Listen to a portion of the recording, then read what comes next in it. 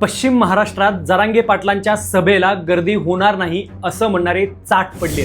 मराठवाडा सोडून जरांगे पाटलांनी पश्चिम महाराष्ट्रात दौऱ्याला सुरुवात का केली? जेवढी सुरुवात मोठी शेवट तेवढाच मोठा। मराठ्यांचा बालेकिल्ला बीड जिल्हा, ये तो ट्रेलर है, पिक्चर अभी बाकी है। व्हायरल पेक्षा सत्य महत्वाचं आणि अफवांपेक्षा पुरावे महत्वाचे। आज अतिशय भन्नाट विषय आपल्यासमोर मी मांडत आहे, तो म्हणजे मनोज जरांगे पाटील यांनी आपल्या दौऱ्याची सुरुवात पश्चिम महाराष्ट्रापासून का केली? मुळात मराठवाडा म्हटलं की मनोज जरांगे पाटील आणि मनोज जरांगे पाटील म्हटलं की मराठवाडा। बीडमध्ये तर फेमस घोषणा होती की मराठ्यांचा बालेकिल्ला बीड जिल्हा। अशा प्रकारची सगळी समीकरणं जर मराठवाड्यात जुळत असतील तर मनोज जरांगे पाटील यांनी आपल्या या दौऱ्याची सुरुवात पश्चिम महाराष्ट्रापासून का केली? काही रणनीतिकारांनी जर असं सांगितलं असतं की तुम्हाला पश्चिम महाराष्ट्रामध्ये चांगला प्रतिसाद मिळणार नाही, तर भले भले राजकारणी त्यांच्या बालेकिल्ल्यातच सभा घेतात, तिथूनच सुरुवात करतात। हा इतिहास आजपर्यंत राहिलेला आहे। जर मनोज जरांगे पाटलांना गर्दीचा विचार करायचा झाला असता तर त्यांनी आपल्या दौऱ्याची सुरुवात ही बीडपासून करायला हवी होती, परंतु जरांगे पाटलांनी नेमकं त्याच्या विरुद्ध केलेलं पाहायला मिळतं। म्हणजे आपल्या दौऱ्याची सुरुवात पश्चिम महाराष्ट्रापासून जेव्हा त्यांनी करायचं ठरवलं तेव्हा प्रसारमाध्यमांच्या माध्यमातून एक छुपी चर्चा सगळीकडे चर्चिली जात होती, ती म्हणजे जरांगे पाटलांच्या सभेला, रॅलीला किंवा जरांगे पाटलांच्या सोबत आता गर्दी जमणार नाही, आणि तशी सुरुवात देखील पश्चिम महाराष्ट्रापासून त्यांनी सुरुवात केली होती। याचाच अर्थ जरांगे पाटलांसोबत माणसं नाहीत अशा प्रकारचं वातावरण क्रिएट करण्यासाठी काही गोष्टी हालचाल करत होत्या। परंतु ज्यावेळेस तुळजाभवानीचं दर्शन घेऊन जरांगे पाटलांनी पश्चिम महाराष्ट्राचा दौरा सुरू केला तेव्हा भले भले गार पडले, स्वतःला अभ्यासक म्हणणारे चिंतेत पडले आणि झोपेचं सोंग घेतलेलं सरकार सुद्धा खडबडून जागं झालं। कारण जरांगे पाटील जिथं पाय ठेवतात तिथं हजारोंची गर्दी होते। जरांगे पाटील जिथं बोलायला उभे राहतात तिथं लाखो मराठी एकत्र जमतात, आणि ही जादू जी जरांगे पाटलांनी केली ना ती अत्यंत महत्त्वाची आहे। खरं तर पश्चिम महाराष्ट्र म्हटलं की बडे बडे राजकारणी, ऊस कारखानदार, शिक्षण सम्राट यांचाच बालेकिल्ला असं सर्रासपणे सांगितलं जातं। पण ज्याप्रमाणे महाराष्ट्रामध्ये किंवा पश्चिम महाराष्ट्रामध्ये ऊस कारखानदार आहेत, प्रचंड मोठे राजकारणी आहेत, त्यासोबतच शिक्षण सम्राट आहेत, त्याच पद्धतीनं कधीच न झुकणारा स्वाभिमानी मराठा सुद्धा आहे। आणि हा स्वाभिमानी मराठा कायम जरांगे पाटील यांच्यासोबत उभा राहिला आहे। याचा अभ्यास जरांगे पाटलांनी केलेला आहे। लगेच उठले आणि दौरा सुरू केला अशा गोष्टी इथं होत नसतात। परफेक्ट नियोजन असायला लागतं। जरांगे पाटलांचं या दौऱ्यातलं नियोजन हे अतिशय परफेक्ट आहे। मायक्रो नियोजन जरांगे पाटलांनी केलेलं आहे।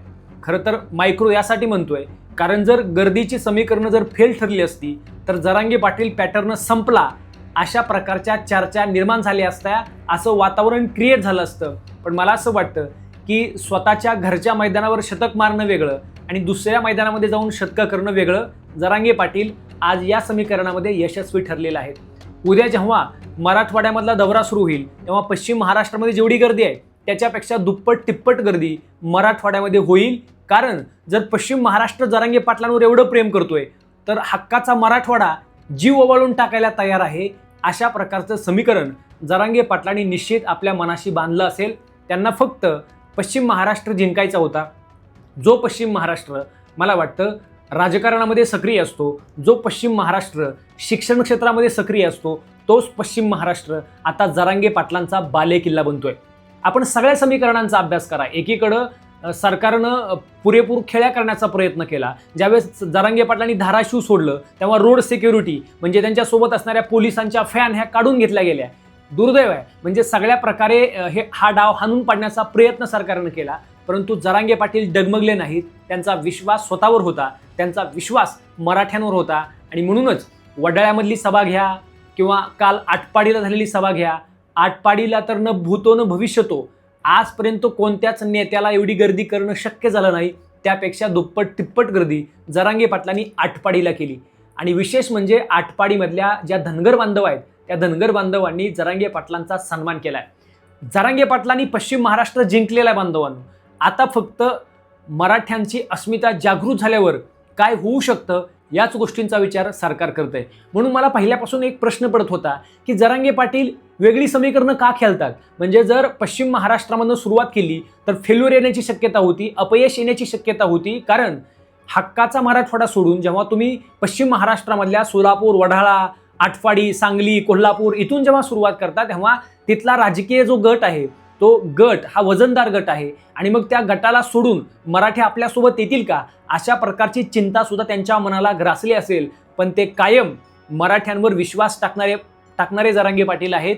त्यांनी इमानदारीपूर्वक मराठ्यांवर विश्वास टाकला आणि विशेष म्हणजे मराठ्यांनी तो सार्थ करून दाखवलेला आहे. जरांगे पाटलांनी पश्चिम महाराष्ट्र जिंकलेला आहे असं म्हटलं तरी काही वावगं ठरू नये. मित्रांनो, जरांगे पाटलांनी आपल्या दौऱ्याची सुरुवात पश्चिम महाराष्ट्रापासून केली. त्याबद्दल तुम्हाला काय वाटतं? तुमच्या देखील प्रतिक्रिया कमेंटमध्ये अवश्य कळवा. आणि या चॅनलवर जर आपण नवीन असाल तर अशाच प्रकारच्या व्हिडिओसाठी आमचा हा चॅनल नक्की सबस्क्राईब करा. फेसबुकवर असाल तर फॉलो करायला विसरू नका. आवडल्यास लाईक करा, कमेंट करा आणि शेअर करायला सुद्धा विसरू नका. जय शिवराय.